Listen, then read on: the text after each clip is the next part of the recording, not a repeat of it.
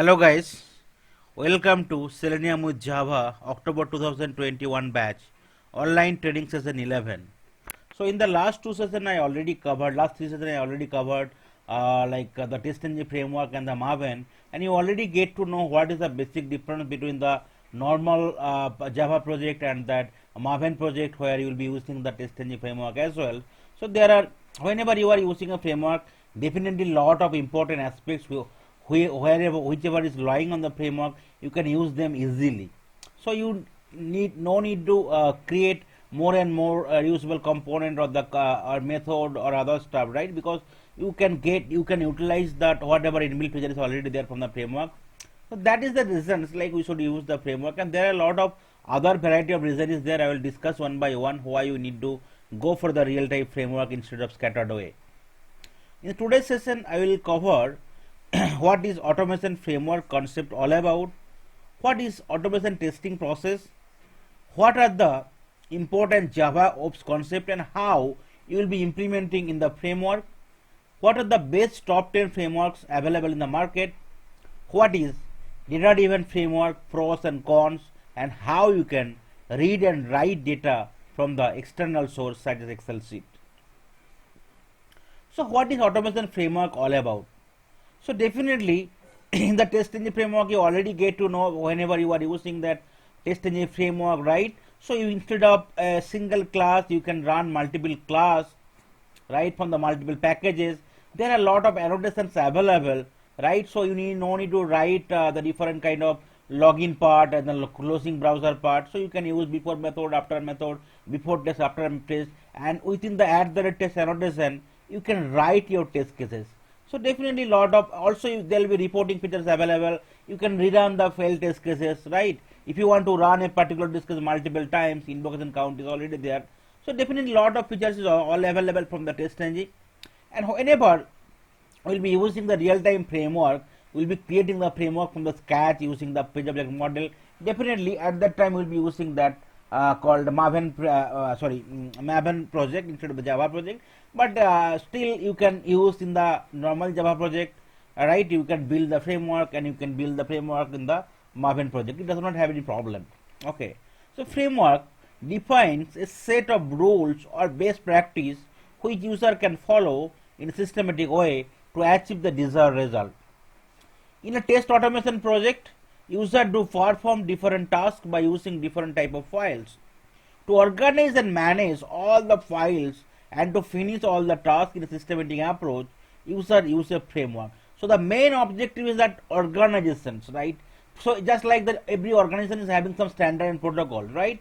You cannot do whatever you want to do in case you are working for different company, but every organization will have some restriction or some kind of mandatory stuff, right? So they organize there, they have rules, you cannot deviate the rules. Similarly, whenever you are building a framework from the scratch, you have to obey the rules so that framework will be systematic way, right? Your approach should be very strict, right? So that at any point of time, right, in case you are not using any kind of approach, follow any systematic guideline, right? Even you, in case you are working even after 6 months time or other person is newly started working on the framework, it will be tough for them to understand. That is the reason everything should be in systematic way and some sort of standard guideline should be followed, right? Some sort of checklist should be there. You cannot do whatever you want to do, so that it will easy our work, right? It will easy your peers work, it will easy for the others work who are reviewing the all your work, right, at the end of the day.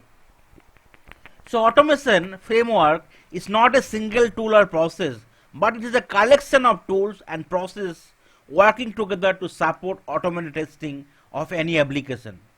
It integrates various functions like libraries, test data, and various reusable modules.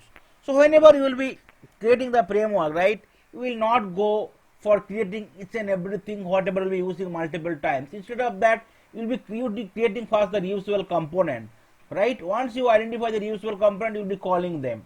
Okay, so that is the important stuff. Suppose say you want to right, automate a web page, right?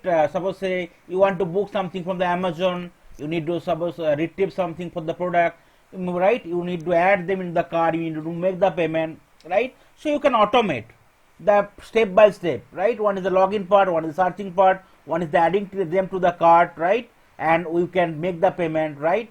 So, but you can just only change your product kind of searching type.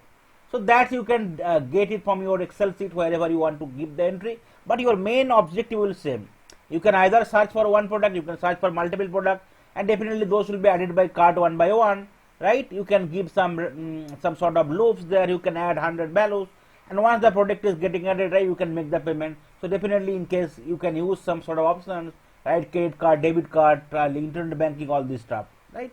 So that's why you can create some reusable components, so that every time in case you need to test to something, instead of writing the code for each and everything, you can use the reusable component with varying the data type, with varying the different options type.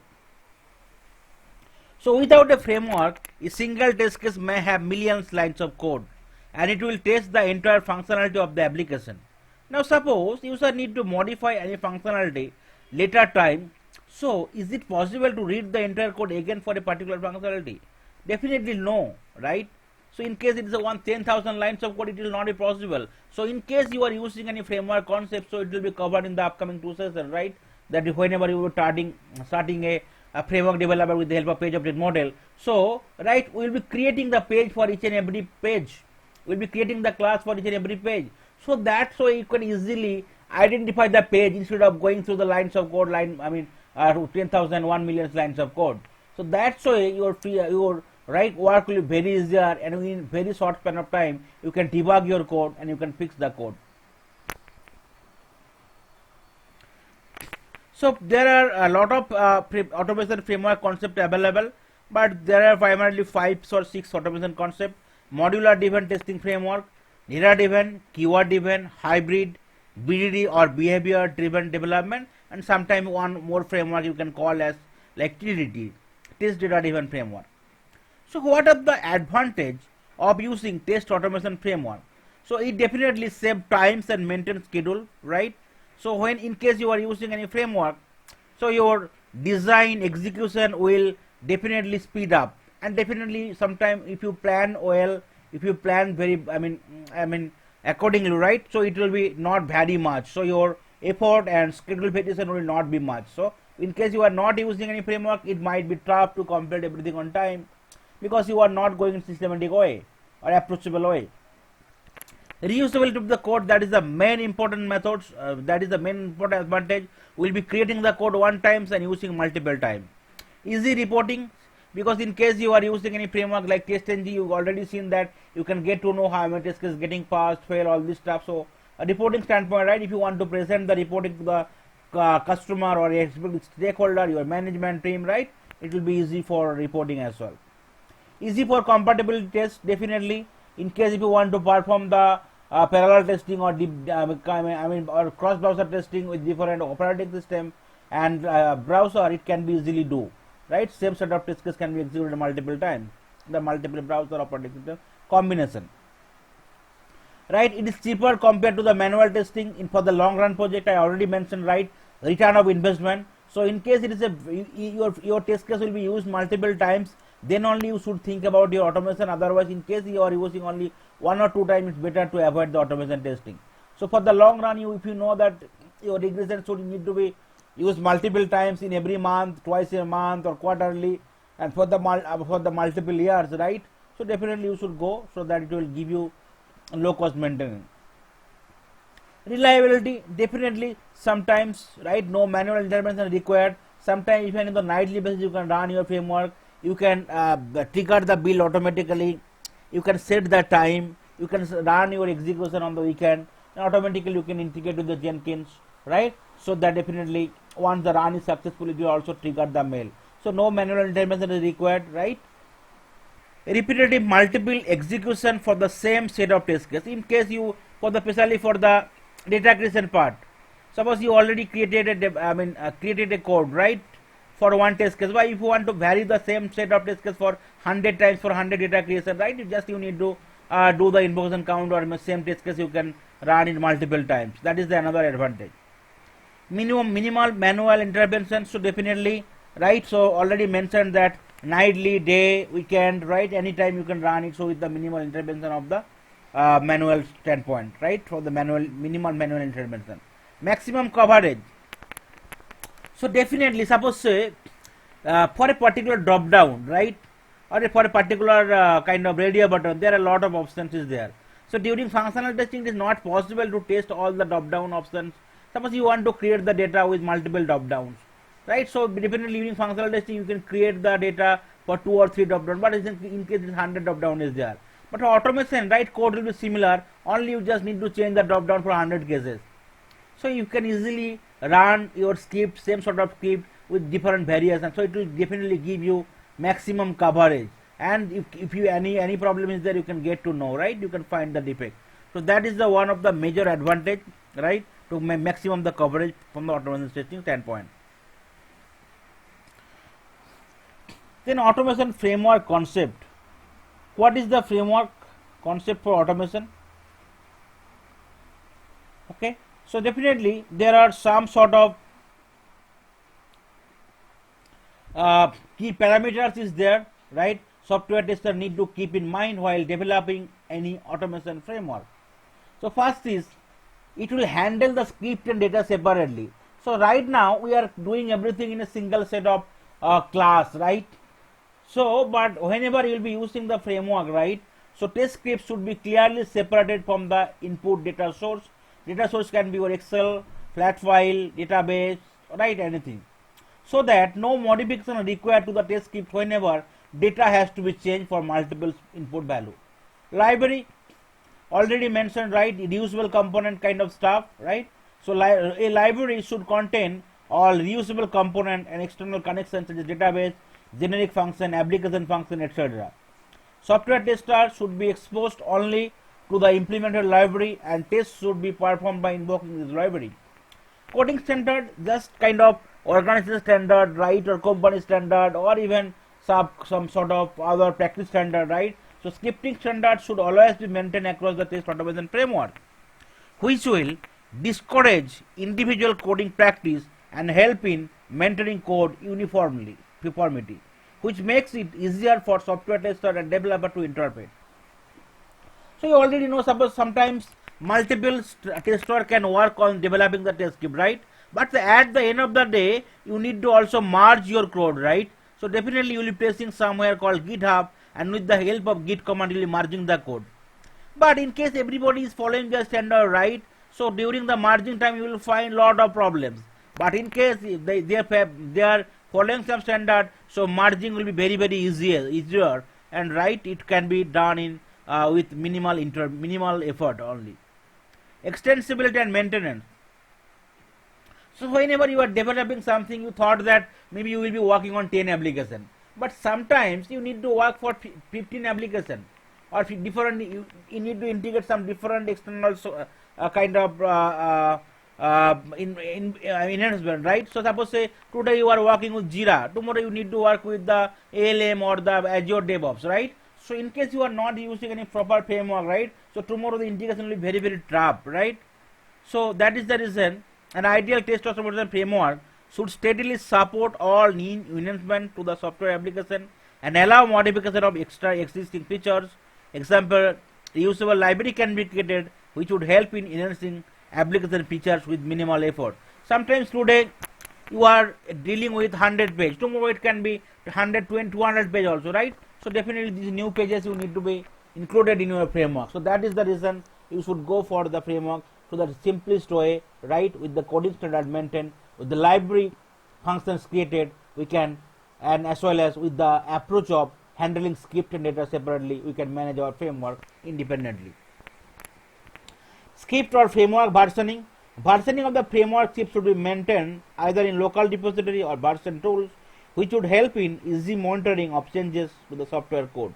So versioning also required, right? Suppose say today you have developed something, right, and that code is working properly, and after some changes that code is not working, or today suppose you have developed something, and after you went to the client, so client is giving some comment, and so whenever you are modifying the comment, right, and you find lot of problem, whenever discussing with the client again, So client said that no, this approach should be incorrect, so previous approach should be fine, right? But if you have made lot of change, so in case you are maintaining the version history, you can directly go to the previous versions, right? Instead of revert the changes, all this stuff. So that's the reason, right? All the right changes should be maintained in the version history, so you can go to the any versions, right, without wasting our time. What type of automated testings can be done with the help of automation framework? So definitely smoke test, unit test, integration, functional, keyword testing, regression, data driven, black box, as well as that test data creation part can be automated, and definitely automation framework can be used. Automation testing process. So first, whenever you will be going to the automation testing process, right? So this is the 5 different tools, different steps you need to follow.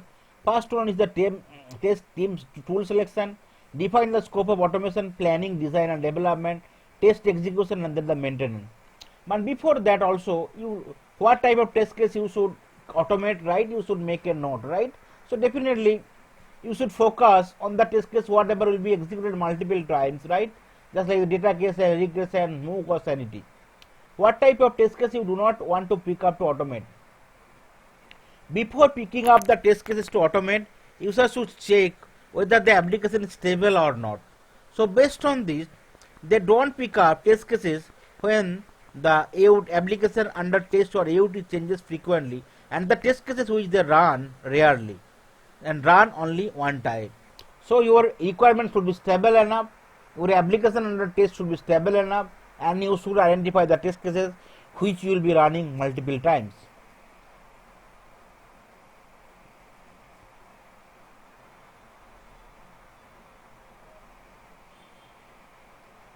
Okay. So whenever we are talking about the automation testing process, there is the 5 step defined, right? First one is the test tool selection. So test tool selection largely depends on the technology the application under test AUT is built on. For instance, QTP does not support Informatica, right? So QTP cannot be used for testing Informatica application. It's good idea to conduct a proof of concept on tool on AUT. So first thing, whenever you are dealing with some project, right?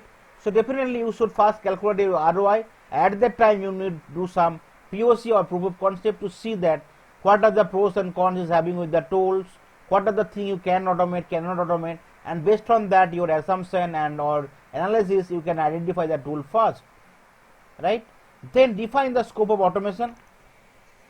The scope of automation is the area of user application under test which will be automated.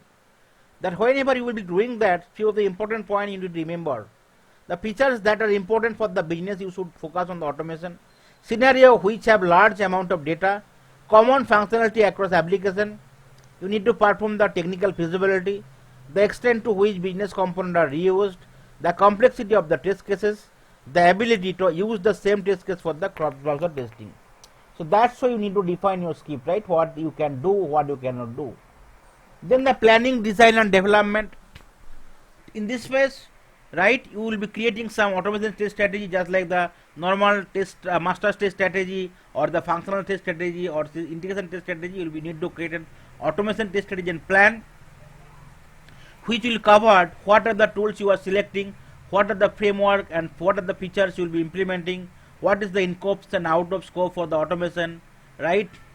Automation test bed preparation, how will be incorporating, schedule and the timeline of scripting and the execution, and what are the deliverables, right, customer or other stakeholder can expect from your automation testing process life cycle.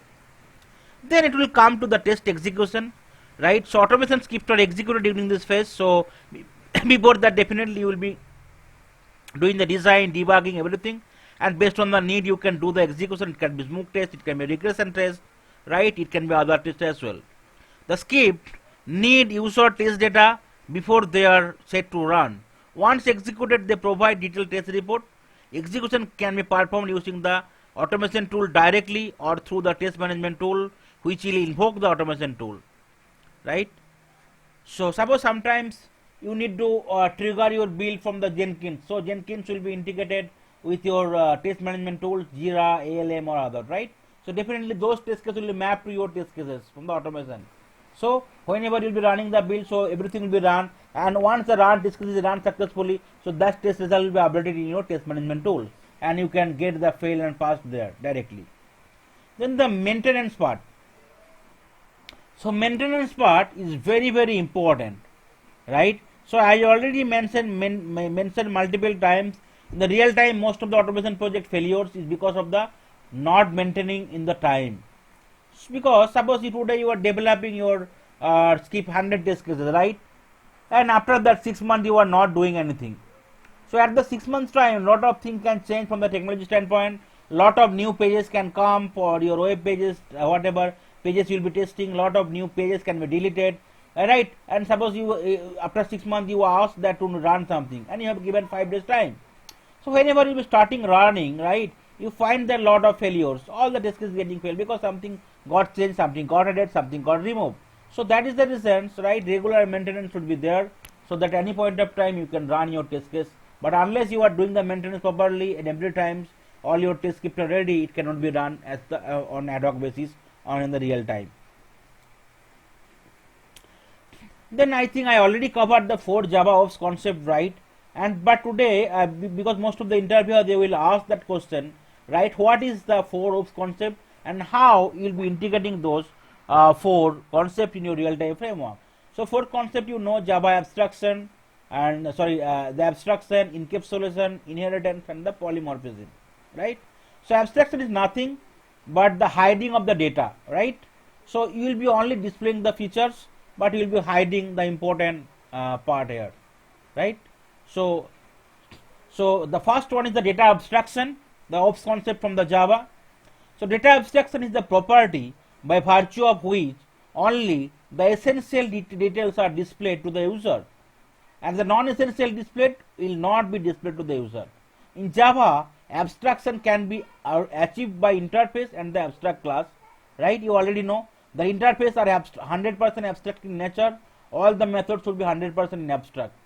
So in Selenium WebDriver, whenever you are creating an object or instance, right, for the WebDriver you already see that you do not know where it's written on the WebDriver, but once you are creating the object or instance, you are calling all the method from the WebDriver or the CHROME driver, right? So that is called abstraction. You are using the WebDriver interface. Okay. So similar way, right, user can apply data abstraction in Selenium framework with the help of page object model design pattern, right? In the real-time interview, they will ask that what is page object model. Sometimes like they used to told that like it is a kind of framework, but no, page object model is a design pattern. If you talk about the framework, either your modular driven framework, data driven framework, keyword driven framework, hybrid framework, behavior driven framework or BDD, or test data driven framework TDD. These are the framework, but page object model is design pattern which will help you to formulate your framework. They can define all locators and their method in the page class. The user can use those locators in the test cases, but they cannot see the implementation of their underlying method. So that's why you can hide something. You will be writing in some other way, but you will be using them. So you are hiding the nature. So that is called data abstraction. So with the help of the page object models or the WebDriver, you can give that example. That what is the data abstraction with the proper example, how you are using in the real-time framework. Then the encapsulation. So encapsulation is nothing, right, but wrapping up data and kind of or data or code in a single unit, right? Just like the capsule with multiple gradients, right? Ingredients you are wrapping up in a single capsule. Similar type of kind of data and code together in a single unit. It is a mechanism that binds together code and data it manipulates. Encapsulation can be achieved by declaring all the variables in the class as private and writing public method. So in the real-time framework, I will show you that you will be creating the class as private and you will be creating all the methods as public in the class, right? So that you can set and get their values. Okay, so whenever you will be using the page object model, you will be using find by annotations, right? And initialization of the data members will be done using the constructor to initialize those in the method. So that is the example you can give it, right, in the real-time framework development. In case interviewer asks the question, what are the Java ops concept for and how you can use them in the real time framework? That is the question. Definitely, I think 80% time interviewer will ask to get to know whether you have really associated with the framework, with the ops concept, and you already implemented in the framework or not, right? Then the next one is inheritance. Inheritance is nothing but the kind of inheriting the property from the right parent class to the child class. So the real time framework, you will be using a base class, and you will be using the classes for each and every page, and definitely you will be extending the base class for all the classes, right? So that's why you can do the inheritance. Next one is the polymorphism. Is the same thing has multiple forms. So I already given the example of the real time, that in case you are the person, whenever you are going to the office, you will be considered as an employee. Whenever you are home, you will be considered as a family member. You are going to the market, you will be going to the customer. In case you are taking the training right now, you will be considered as a student to me, right? So that's why same person is behaving in different way. It's called the polymorphism. Okay. So the word polymorphism means having many forms. Polymorphism allows user to perform a single action in different way. In Java, polymorphism can be achieved by two ways. One is the method overloading, one is the method overriding. So method overloading, you know, right? Same method with different kind of parameters or different type of argument, right? So you already seen whenever you are using the implicit void, right? You can either use second, minutes, hours. So that can be called as method overloading. And method overriding, right? So another example I have tried to given it here, but another example you have given, right? Whenever suppose say you are giving some implicit void to the base class, but still you can override it in the child class. So suppose say base class you have given 30 seconds, right? But for a particular page, you know that page might take 2 minutes time, so you can give 120 seconds. So that's so you can override it, right? So that's your child class will take the present tense. So method overriding, it's occurred when a derived class has a definition for one of the member function of the base class. The base function is said to be overridden. In Selenium automation, method overriding can be achieved by overriding any Selenium WebDriver method. So you already know, right, that driver.get is the another method, and driver.navigate is another method. So whenever you are using driver.get, only you can get to the URL, right? But in case you are using driver.navigate, then you can use .to, and then you can back and forward, right? So that is the other thing you can use it. So these are the thing of called from the method overriding. I have tried to give it everything in the PPT in case you forgot something, but this is the very important questions you need to remember. Okay, I think most of the interviewer will ask that different question: what is the Java ops concept, and how you will be using the ops concept, right, in your real-time framework development. Then the top 10 automation testing framework development, right? So you know that there are a lot of frameworks available, but I have tried to depict the important framework whatever you are using in the market, especially for the it does not matter whether you are using any Selenium or other framework you can use, right? So sorry, Selenium or other, just for API testing you can use something. So for robot framework is especially for that Selenium only, but whenever you will be using that Python, right? So that robot framework you can develop, right? So robot framework is the best choice in case user want to use a Python test automation framework for their test automation effort. The robot framework is a Python based, but user can also use Jython, right, Java or IronPython or .NET. The robot framework uses a keyword driven approach to make tests easy to create robot framework, right? It can also test MongoDB, FTP, Android, APM and more. So that is the concept you should know, right? Because interviewer can ask some question that what are the important framework available apart from the Selenium, TestNG or other stuff. WebDriver IO is specially for the, right, we will be using for the Node-based Node.js kind of stuff framework. It is an integrated test runner, and user can run automation test for web application as well as native mobile apps. Citrus is an open source framework, right, with which user can automate integration test for any messaging protocol or data format, especially, right, any kind of messaging transport such as REST, HTTP, SOAP, right? Citrus frameworks will be suited for the text messaging integration. Cypress is another important framework, is a development centric test automation framework. In case you are want to use that test data driven, right, TDD, so that's where you will be can use the Cypress. And Selenium already discussed, especially for the web based application. It can be integrated with different many kind of programming language, Java, Python, right, C Sharp, Ruby, etc.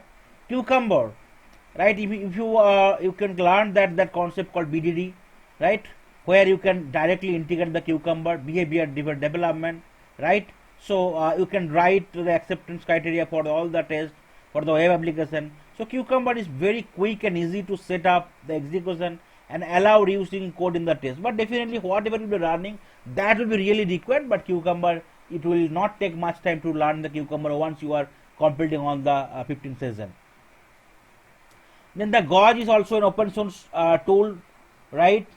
Especially for the people who work on the TDD and the BDD, right? So there are some important features is there, right, called bring your tools. So that is the part. It can be used to test your UI as well as the API testing.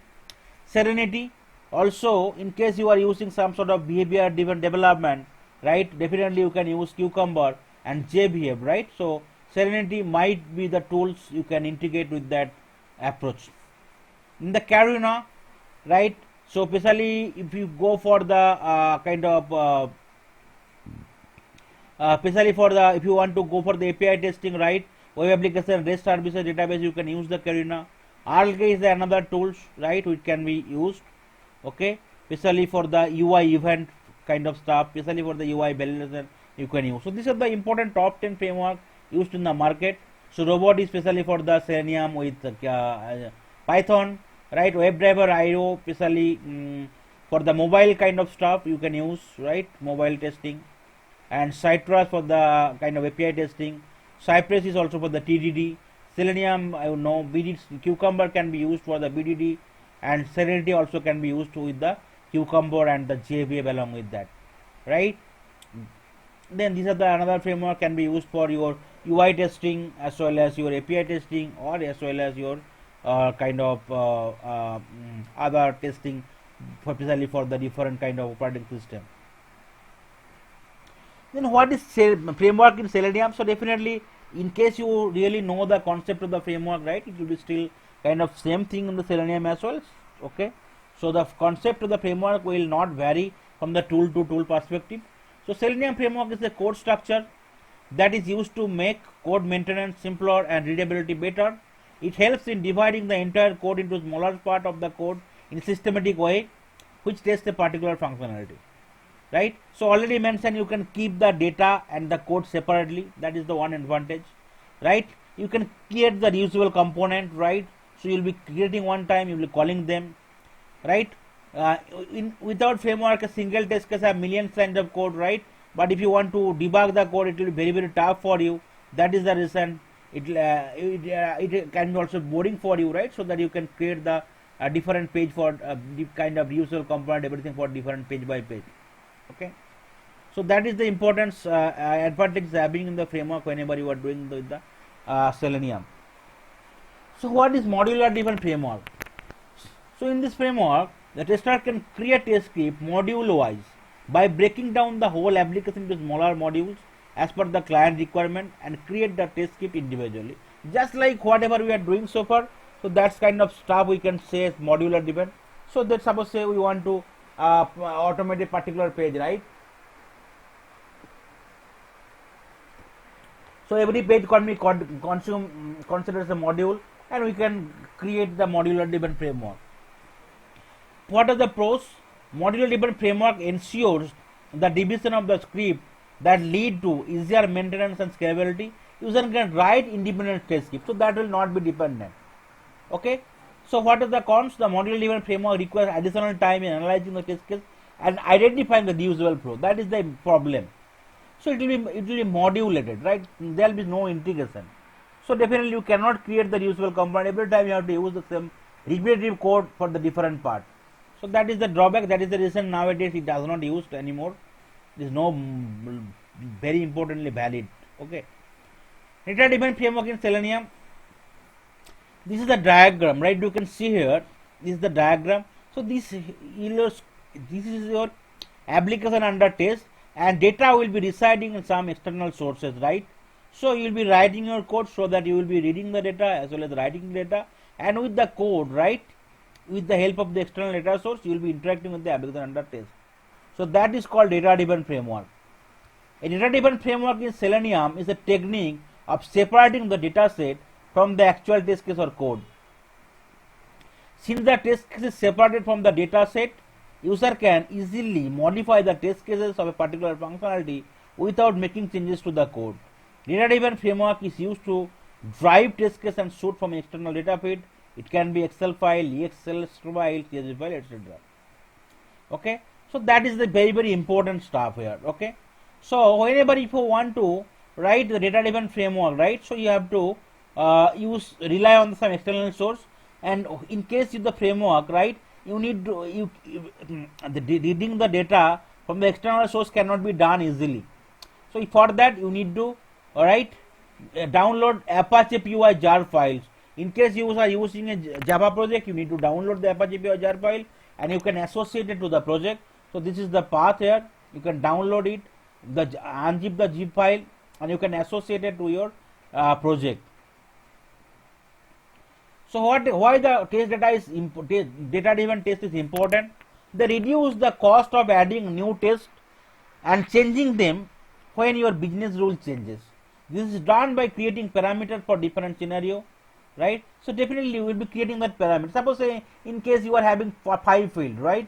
So you can create 5 different columns and you can take the data from the 5 column, right? So you are not hard coding anything, right? You are driving the data from the external source. They help to identify what data is most important for the tested behavior. By separating first class scenario data into parameter, it becomes clear what matters most to the test. So what are the major advantages of data driven framework? It allows testing of the application multiple set of data values during regression testing, separate the test case from the executable test case. It allows using of actions and functions in different tests, generate the test data automatically, just like you are using the data from your input sheet. Similar way, whatever data is getting generated, you can store in the data sheet, which could be an output sheet, right?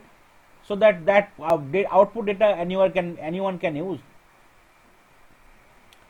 So these are the different kind of important part, right? You can this is the advantage you can primarily say for the data driven test framework. Sometimes definitely everything has some major disadvantage as well. So this call for get expertise of scripting language required by the automation tool. So in case you do not have the knowledge, right, you can easily you cannot be involved in the any kind of framework. So whenever you are dealing with the framework, so your knowledge on the tools, on the programming language should be there, right? So for every test case, user need many data files. So according to the number of screen being accessed, user may have many data input and may require many verification. Hence, the test case need to be keep the data files in different directories. So that is another disadvantage, right? So in case for creating and maintaining the data files, user use text editor like Notepad. Extra care is needed in having the desired format needed by the function or the script which would process the concerned file. Otherwise, they shall get skip processing errors due to the incorrect data file format or the content. So definitely you cannot do whatever is required, right? So sometimes you need to convert it to the Excel or CSV file or the database. So that is another challenge area. Suppose in case you want to convert Notepad, right? So lot of other external considerations you need to consider. Otherwise, it will not be easy for your data data driven testing. So now I will show you the real time, right, how you can read the data from the external source. Okay.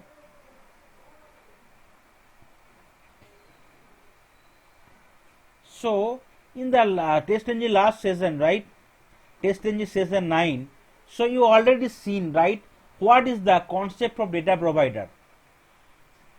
You already know. Okay, so let's me open the data provider part. So this is the script we have written, right, for reading the data from the data provider. So this is the test cases. For first we return the data provider part, from where we are reading the data, right? So we have created the object, and method name was enter username and password, right? We have created the object because we'll be entering the username and password field in the Facebook page. So that's why we have declared the number of iteration and the number of columns, right, or number of object, and we will varying the data. Okay, so this is all we are defining in the test case itself, but we did not deal with the external source, and we are calling that data provider methods, and we are entering the username and password, right, from the data provider, and we are opening the Facebook page, and we are entering the data every time, so we can get variety of data. So if you run it,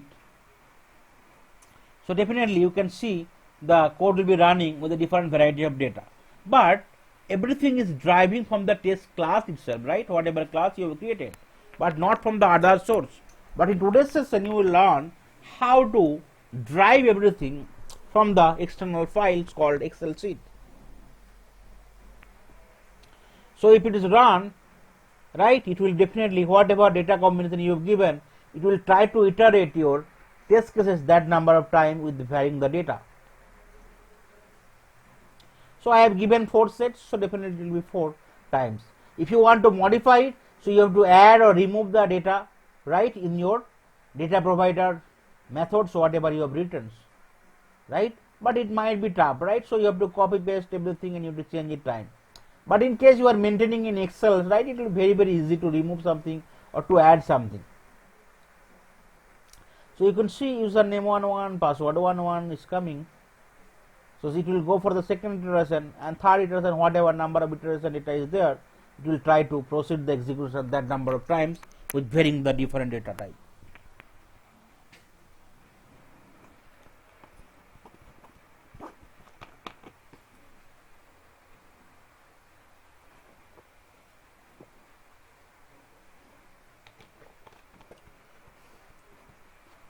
Second iteration done.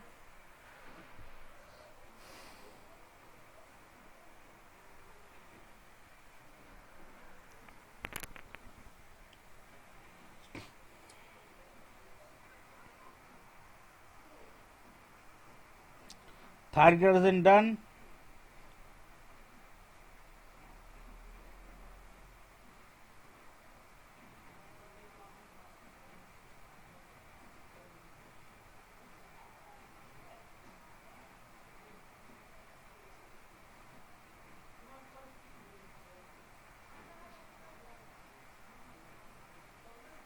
So you could see 4th iteration is done, right? Now if you want to add something, right, so you have to add the data, copy the data, and you have to add it every time, right? You have to change the number of rows, column, everything. If you want to remove the data, it will be also maybe easy, but addition is, right, it will be tough, right? So but if you want to rely on some external Excel sheets, suppose say here I have in the Z drive, in the framework data test data, I have created a Excel sheet called Facebook login data. So now you could see the difference, how easily data can be handled not in the class, so that definitely class will be more clearer, and your code and your data will be maintained in different entity, right? So this is my Excel where I will be keeping my data. So you could see this is my 4 row, right? If you want to extend your different parts, you can simply add it. If you want to remove something, you can simply remove it from here. So data maintain will be easy, and we are separating our data and code in different way, right? So your everything will not be in mixed format. So let's say I want to go for 4 combination, okay, with the external source data. Same code I will be writing it, but I will be going for the same part. Okay, now let's create a class here. So whenever you will be dealing with the Excel sheet, right, I already mentioned that you need to download your Apache PY. So this is the path, right, Apache PY download release already given. So you can download the ladle release. Okay, you need to, there will be Excel zip file, you need to unzip it. So I already downloaded here PY 4.1.2. So you could find there a lot of folder is there. So whatever the jar file is there, you need to associate with the project, right? So here I already created the project. This is the first thing, download and the associate of the jar file for the Apache PY, because Apache PY will help you to read and write the data from the external libraries or external source such as Excel file. So you can go to the Java build path, you can click on the add external jars, you can select the folder PY folder, you can associate all the jar files from this project, whatever is keeping outside. After that you can go to the each and every folder, you can see any kind of jar file is there or not. No, here no jar file. In the library folder there are a lot of jar files, so I also need to associate it, right? So whatever jar file will be there from all the folder, you need to associate it. After that you can go to the third folder, right, and you need to associate it, otherwise your execution will not be successful. So these are the different jar file, whatever is available in that particular folder, you need to associate it.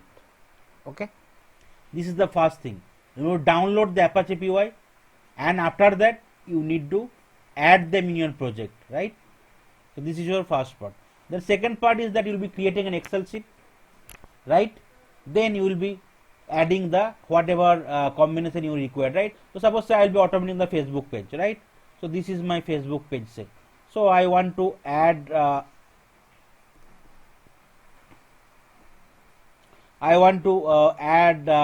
right the data in the ID and the password field, right? Email ID and password field. So this is the two number of columns I will be adding, but this is the variety of data I will be passing it. So I will want to iterate for 4 times, right? Then you already know, right? Till 2003 there was some format for the XLS is that .xlsx, and from 2007 onward I think it's .xlsx, right? So whenever you will be dealing in the Apache, there will be two concepts. One is HSS, which will be for the .xls file, right? And one is the XSS, right, which is for the 2000 onward, 7 onward, .xlsx. So that right now definitely everybody was using only 2000 file, 7 onward Excel file. So .xlsx. So if you do not know, you can go to the path here, right? You can write, you can see here, this is Microsoft Excel sheet only, but if you go to the properties, right, you can see it is .xlsx, right? .xlsx. Okay, so for that one will be using, right, XSS app, and for 2003 onward .xls files will be using HSS app. So that is the difference you need to remember.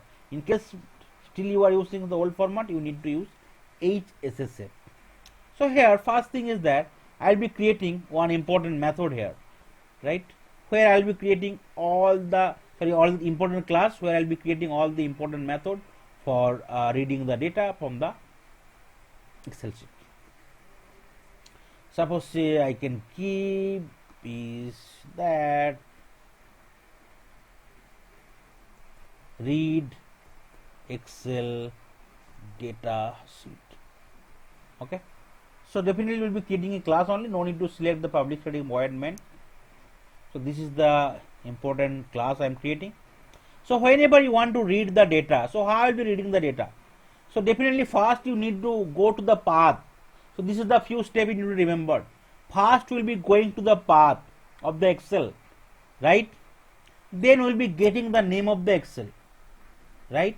So in the path itself you can mention that complete path as well as the name and the format, right? .xlsx.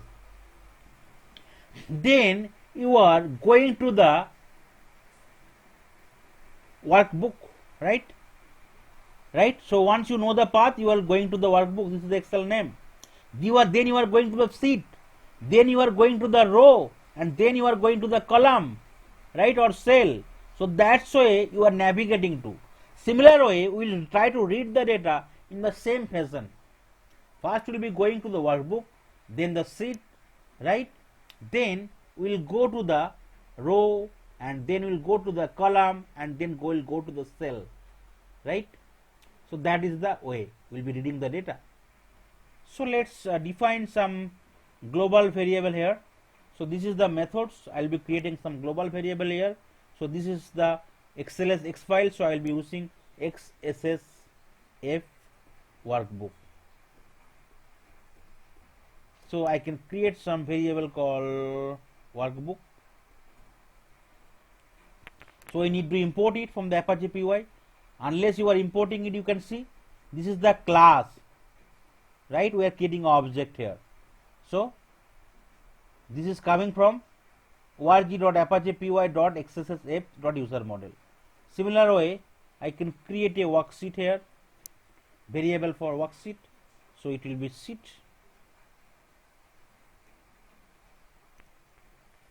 XSF sheet.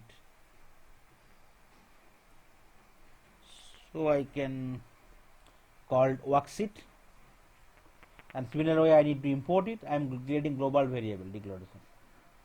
Then I will be creating a constructor.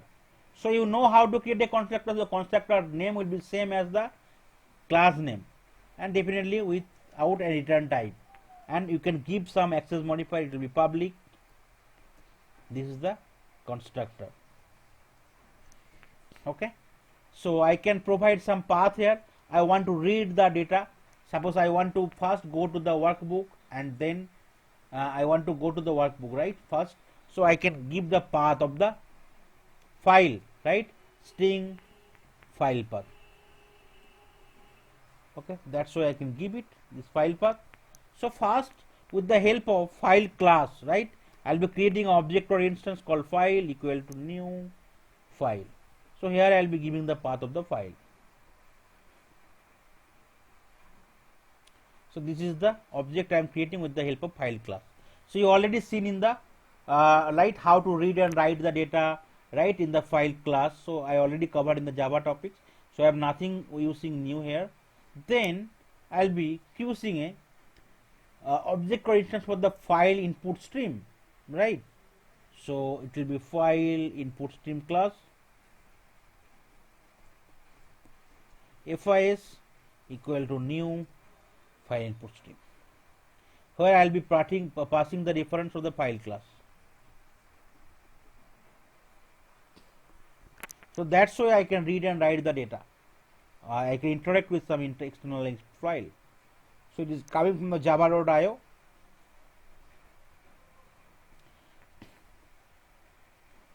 Then I need to give some sort of either surround with try catch block, or I can give some throws declaration here. So let's surround with try catch block.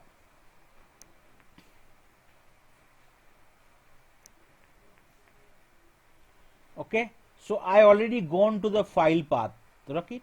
Then I can go to the workbook, right? So I will be getting workbook variable. So that's I already declared as a global workbook. Then how can I go to the workbook variable? It will be right. So just like that, XSF workbook equal to new workbook. So I already declared it. That is the reason that part I have kept it new workbook. Here I can give the reference of FIS. So that is the simple thing. I can do it. Here you can see here I need to surround with try catch block again. Either try catch block. Yeah. So that is the code I have written in the first constructor.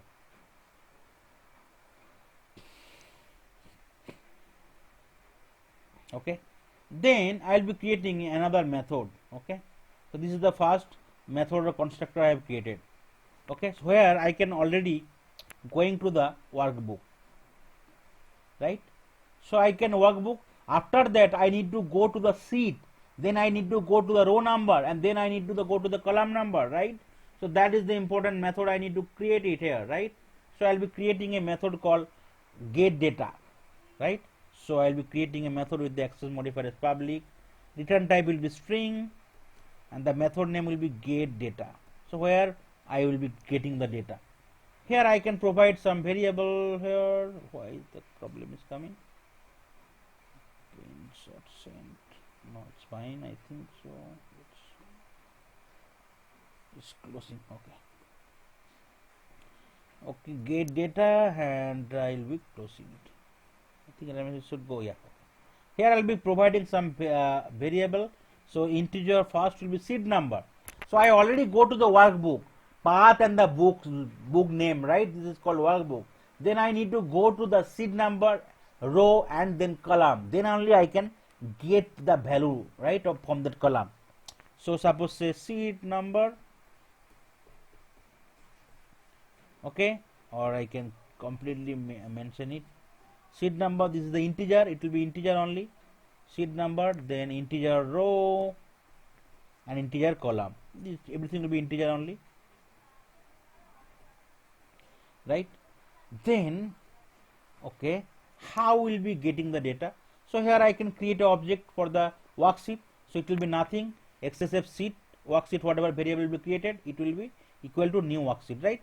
So that already declared. So right now that class already defined, so no need to mention it. So directly I can go to the variable equal to new worksheet, okay? Or I can, instead of that new worksheet, I can go to the workbook first, because you need to first go to the workbook, right? Then you need to go, you can see lot of method is coming. So I'll be using get sheet add. You can see, if you use get sheet, you need to give the sheet name here. If you would get sheet, you need to give the indexing. So if you have multiple sheet, so it will be sheet 1, 2, 3, right? So you can give the indexing. If you want to use that one, you need to give the sheet name. Suppose whatever name you are giving in the sheet, right? You need to give that name. So that is the called sheet, and that is called workbook. Okay, so wb dot get sheet at, and here I can give at seed number, that variable, right? So whatever variable I am passing. So that's why I can go to the worksheet. Once I go to the worksheet, then with the help of that variable, right, I can go to the row first. Dot get row, okay, get row, row w, yeah, you can show get row.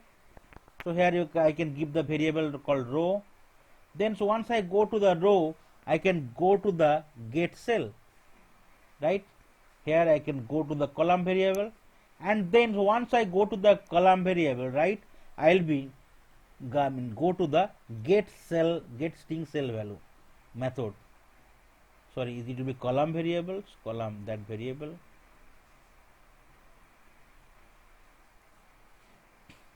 dot get string value, okay? So you can see return type is string, right? So it is coming from the XSF cell class. So this return type I need to store somewhere, right? So it will be string. So here I need to store in some return type, string, suppose say data, because this is the get data. Then definitely return type is string, and here return type also string, I need to return it, return data. So that is the important method I need to do. So you can see error message is gone. So I have tried to depict two methods. One is the constructor here, right? Instead of the method, I can go to the constructor where I'll be just directly giving the file path, and I am going to the file path and then the workbook location. Once I know the workbook location, I am creating a method wherever I will going to the seed number. So this is my workbook, and path I already know. The path is that path, and this is my workbook with the extension, and then this is my seed number, this is my row, this is my column, right? This is my column, this is my row, and this is my cell value. So that part I already know. Another method you need to write, right? So how many rows data is available? Otherwise definitely it will iterate to suppose that one, but there is no value is there, so typically will fail. So you need to get to know how many rows data is there. So that is the reason you need to create another method, right, for the row count, how many row data is there. So I'll be creating another method called here public get active row count. Okay, here I'll be going to the sheet name first, so I can pass that one, sheet index. Okay, then same way I'll be creating, directly going to the workbook variables, right? wb dot get sheet at, get seat add, and here I'll be passing that variable seat index.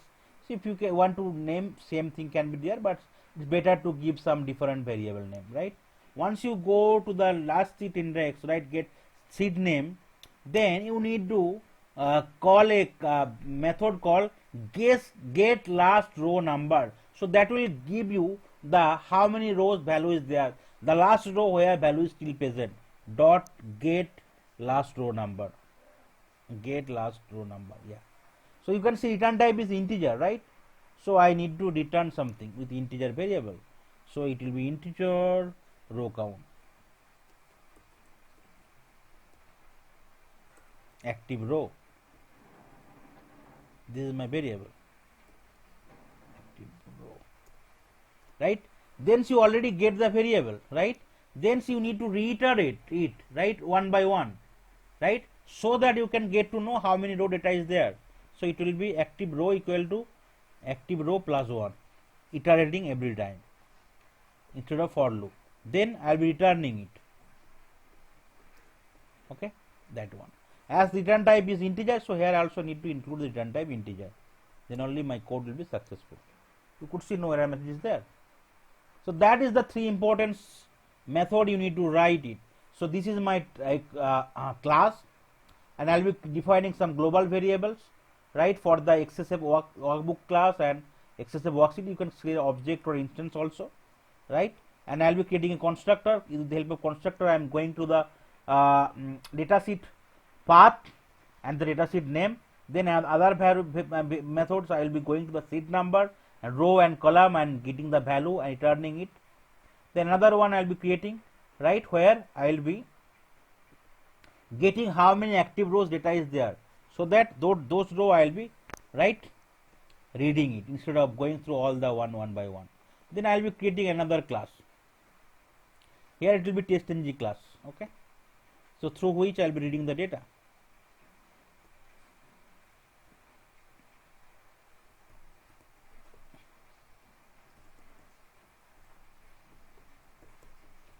Okay, session 11, data-driven testing. So whatever thing we have written, so I'll just simply copy paste it. I will not change anything. So same way we will try to read the data. Here.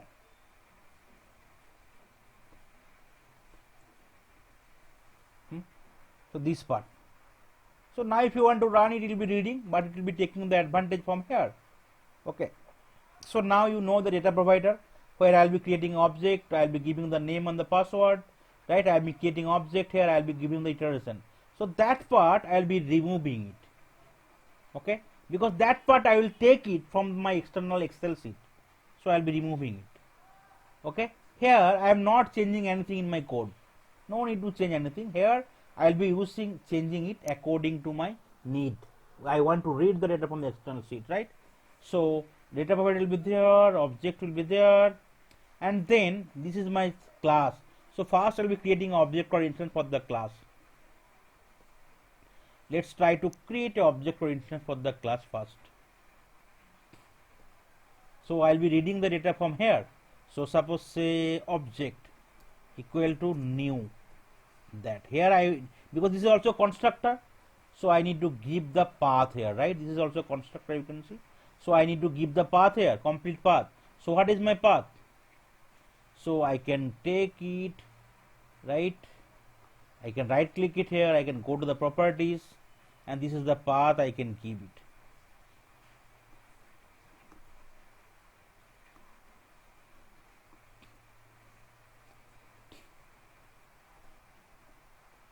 And then what is my file name? This is my file name. And what is the extension? .xlsx. Please be remembered. This is my file name and .xlsx.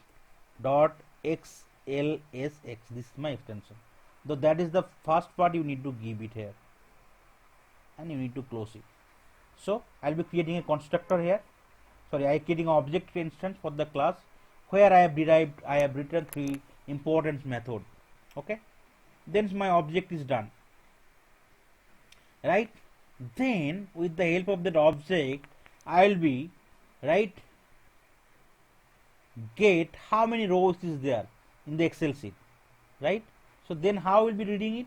I will be reading it with the, I will call that that method, right, get row count, get active row count, right? And here I will be giving it sheet index because it is 0 index, right? So this is my first sheet, okay, only one sheet, so this is starting from 0. In case it's multiple sheet, this does not matter. So in case you have multiple sheet, sheet 1, sheet 2, sheet 3, like that, right? So this is my first sheet, so its index will be 0, okay. Then here I need to store it in some integer, suppose integer active rows. This is my variable. Then this is the object part, right? So that part I would not require because I already get to know my active rows, right? So then instead of that part,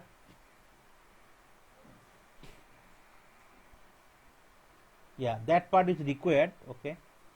Object part is required, this is my variable is required. Here I will be giving the changing the name as row. So variable, sorry, I mean number of argument is, I already know this is my 2 number of argument, right? So this is the 2 number of argument I already know, but now I want to change that to active rows, whatever number of iteration I want to iterate it, right? This is the active row because I want to iterate from the active one. So in case I am having 5 rows, it will be iterated for 5 times. In case I am having 3 active rows, in case I am having these rows, it will iterate for that time. That is the reason I will be giving the active rows. Then I will be using a loop for integer I equal to 0, I less, it will starting from 0. That is the reason it will go to less than active rows, right? I plus plus, okay. And then here I can give the data, okay. So what is my variable name? This is my variable name, right? Here I will be using 2 rows. One first one will be I because this is the variable, right? And second one it will be column 1. This is the column, right? Means first object, it will be 0 always. And how I will be writing it, reading it? So based on the variable I have created, right, I will be calling the method. What is the method name? Get data. And you need to pass 3 different parameters: seed number, row number, and the column number. So what is the seed number? Seed number is 0. What is the row number? Row number is the I here. And what is the column number? Column number is also 0 because I am trying to read for the first column. So that's why I can read it. Similar way, in case you want to read for the second one, it will be I1. It will be 0, I, and this is the column number 1. Okay. Now what is the error coming? Rather, what if we have more columns, then we can also Yes. do in So that way. that is the, you can change it. Suppose 4 column is there, and you can active row only 4, right? No, can't we do in loop, like row? We have written loop for row, right? I. So can't Hmm. we write No, no. So definitely you will be doing in the later framework, but here I want to just give the variation. Okay. So that is the reason. Okay. Yeah. So I think 1 second. Let me see some error here. So active rows equal to object dot get row count here. Then the object. Okay. Okay. Sorry. Here it will be data. That whatever variables I'll be, because same variable I am changing it, right? So it will be data variable. And here I need to keep everywhere data. Oh god, yeah. And I need to return the data as well. Return data, yeah, I think it's done now. Okay, so let's explain, let's try to run one time. So definitely whenever you are running it, please make sure that your Excel is closed, otherwise it might create some problem. So here you could see 2 number of rows is there. In case you are having another two more fields, you can add the data here. Okay, 2 number of column, and you can change it to 4, and you can similar way you can change it to 4, right? Let's try to close it and let's try to read it. Let's try to run it. Let's. But in the other right here, I did not change anything. You could see here, I did not change anything. Same thing, it is still there. Only I have changed it to the data provider part. Let's try to run it and let's see whether it's running or not. Then I will elaborate more thing.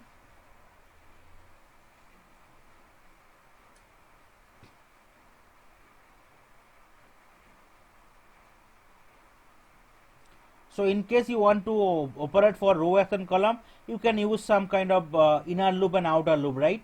Where for each outer there will be inner, right? I and j, two loop you can run. So that's why you can go for rows and column combination. Okay, it is opening the Facebook page.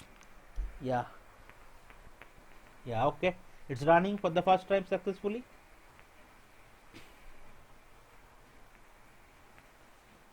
So those three methods every time we need to write, right?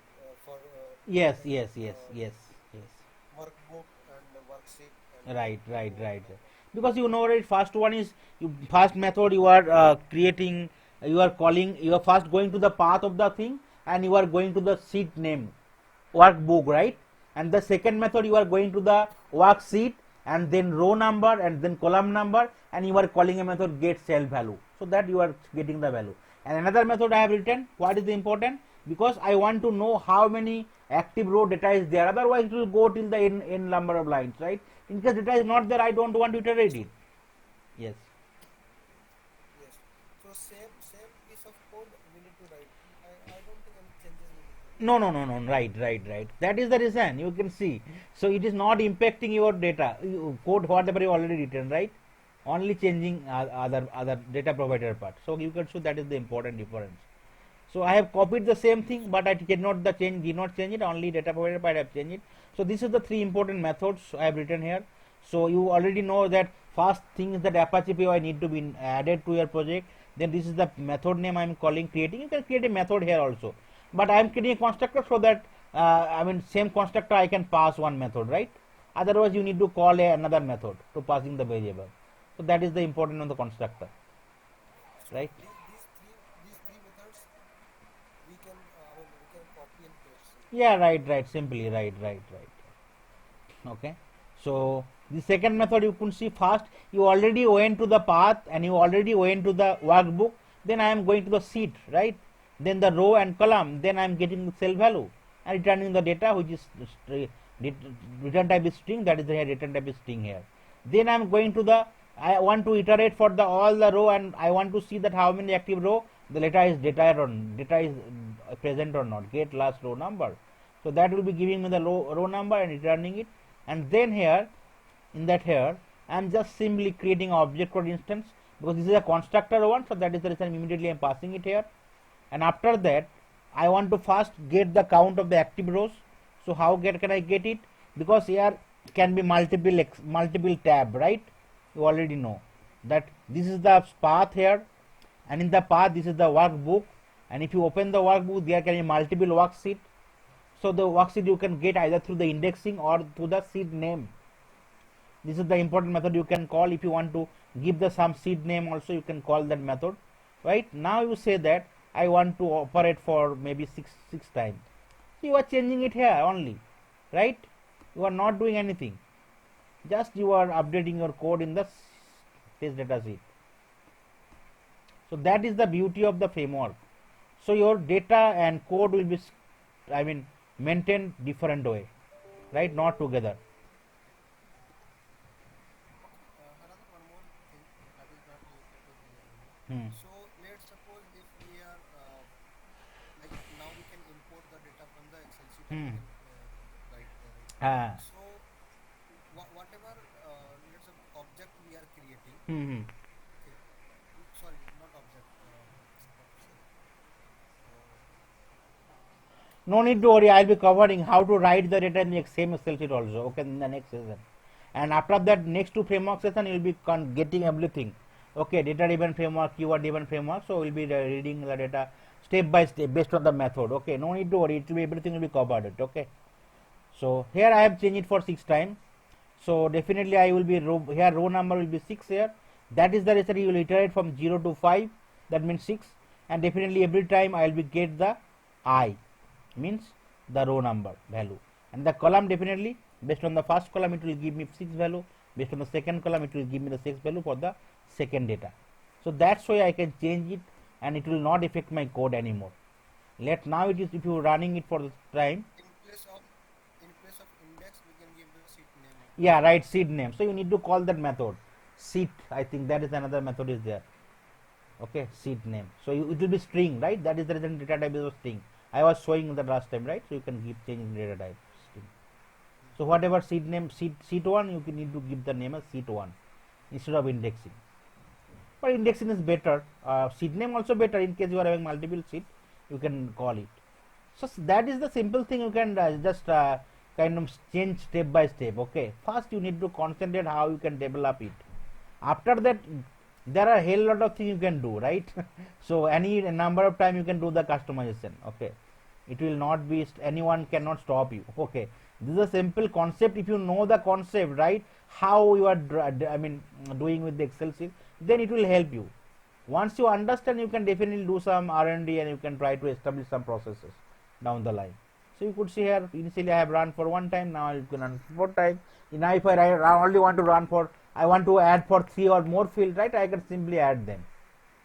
In case I am having 4 fields, right, so just column number I will be adding the value, and here in that method also I will be creating one more column value, right. So here I will be changing the column value. So that similar way I can give it.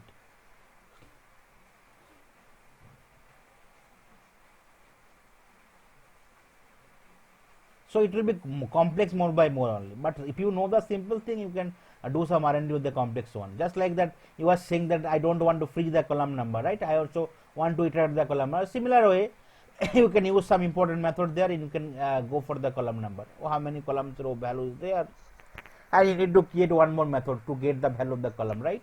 So you'll be iterating 2 loops here, I and j. For every row number, there will be column number. So I will be your outer loop and j will be your inner loop. So similar way you can run it. Okay, so that is the beauty of the framework. So data driven already covered, and next session I will cover, right, how we can read and write the data from the Excel sheet, as well as I will cover what is the keyword driven framework, right, what is the hybrid framework. So hybrid framework is nothing but the combination of data driven and the keyword driven framework. So we'll be reading the data, and as well as we will go for the keyword. Keyword is the method, nothing but the method, right? Whatever method we are calling. So we'll be writing in the Excel sheet, and based on the method we'll be creating the framework. We'll be executing the framework. Okay. So that's why I will cover it day by day. We'll be improve it, and definitely you can. If you are confident enough, you can easily go to the framework development, and definitely the enhancement part you can do it day by day, and you can do some R&D. You can make it better like that. So that is the important part I'll be covering, that how you can start with your journey on the framework and what are the different concepts you need to remember. And after that, in case you want to integrate for 1000 project, 1000 test case, definitely it will be more complex, right? So that's part, as and when you'll be starting working, it will be very helpful. So framework, you know, right, what are the different framework: modular driven, data driven, keyword driven, hybrid, behavior driven, and the test data driven. And so it will save the time, it will be reusable the code, reporting is easy, right, maximum coverage, minimal manual intervention. So library need to be there, coding standard need to be managed, right, versioning we can manage it, we can handle the data and script separately. And okay, so these are the 5 different processes you need to remember, or selection of the tool, right, what is the scope for the automation, then you need to create some design and schedule, right, or some kind of documentation, then you do the execution, and maintenance is really required. And these are the 4 works concepts you need to remember, that abstraction, encapsulation, inheritance, and the polymorphism, and how you are integrating with the real time framework, because that questions might interviewer will ask, but in case you are knowing that, it will be very easy for to you to answer the question. This is the top 10 framework: Robot, WebDriver IO, Citrus, Cypress, Selenium, Cucumber, Gold, Serenity, and the Karen and the Arlge. Top 10 framework in the market as of now, but the list can change. Okay, so data driven framework, your just writing the script here. With the help of the script, you are reading and writing the data from the external source, and with the automation script, you are interacting with the application under test or the UAT, right? So definitely for each and everything there will be pros and cons will be there. But whenever if you want to run with the data, right? If you want to run with the data from the external source, you need to install first the jar file for the download jar file for the Apache PY, and you need to integrate it with the project. But definitely in case you are using with that that file, sorry, that Maven project, you need to add the dependency for the Apache PY. In the next session, I will try to show you how you can read and write the data with the help of Maven project. So both thing I am covering. Okay, so that's the, you can get the differences also, and you can get clear cut idea. So this part I have written with the help of TestNG. So that Maven project maybe I will try a different way. Okay, and I will create more different important other methods, right? And that concept will completely different. So you can implement whatever concept you require. If you know the lot of concept, it will help you to design your framework in very easiest way. Okay, so that's all for today's session. Thank you.